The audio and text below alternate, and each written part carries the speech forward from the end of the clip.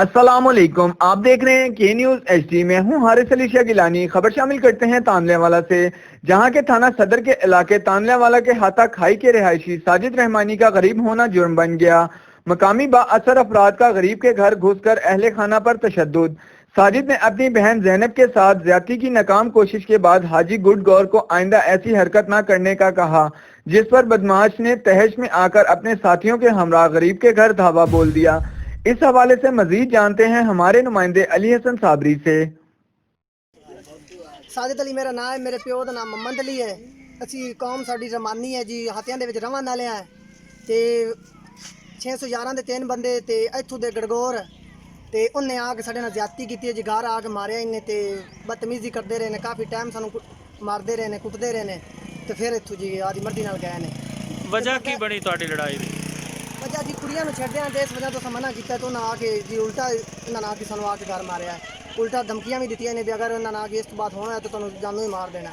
यह गल्लां करते रहे ते बराए मेहरबानी इंसाफ दिता जाए, मेहरबानी की जाए। हाँ जी बाबा जी, तुहानू पता है इस बकूए दा? मैनू इतना पता है भी मैं इदू आया तो इतने खड़ा 2 मिनट हो ने तो वो स्कूटर ते आए ने तो इतने एक दो गाड़ी ते बखी मेरे तास रखो ने भी छड़ावा सुखिया गाँव ऐ गल मैं अखी ना बहदा रहा। चल बोल मैनू आए ध्रुव आई ने, ध्रुव रत्ते ने ते आए उंगल मेरी टुट गई है ते वो 8-10 बंदे आ ते असी थोड़े जिहा से एक दो बहना भी भाई से बस, और कोई भी नहीं आ ते इंसाफ चाहिए मैनू। ज्यादती बड़ी कीती है, ज्यादा कीती है इन्हें। ਹਾਂਜੀ ਮਾਰਿਆ ਨੇ ਜ਼ਿਆਦਤੀ ਕੀਤੀ ਇਹਨੇ ਘਰ ਆ ਕੇ। ਤੁਸੀਂ ਉਸ ਟਾਈਮ ਕੋਲ ਆਏ ਹਾਂਜੀ ਤੇ ਉਹ ਹੈਣ ਕੌਣ ਬੰਦੇ? ਉਹ 4 ਗੜਗੋਰ ਤੇ 3 ਵੱਟੂ ਤੇ ਇਹਨਾਂ ਦੇ ਘਰ ਵੜੇ ਨੇ ਕਿ ਬਾਹਰ ਹੱਥੀ ਬੱਕੀ? ਘਰ ਜਿੰਦੇ ਦਾ 4 ਦੀਵਾਰੀ ਦੇ ਅੰਦਰਲੇ ਪਾਸੇ ਗਏ। ਔਰਤਾਂ ਨਾਲ ਵੀ ਮਾਰਾ ਕੁੱਟਿਆ? ਹਾਂਜੀ ਔਰਤਾਂ ਨੂੰ ਲਿਆ ਬਰੂ ਬਾਹ ਤੋਂ ਫੜ ਕੇ ਲੈਂਦੇ। ਜ਼ਿਆਦਤੀ ਕੀਤੀ ਨੇ।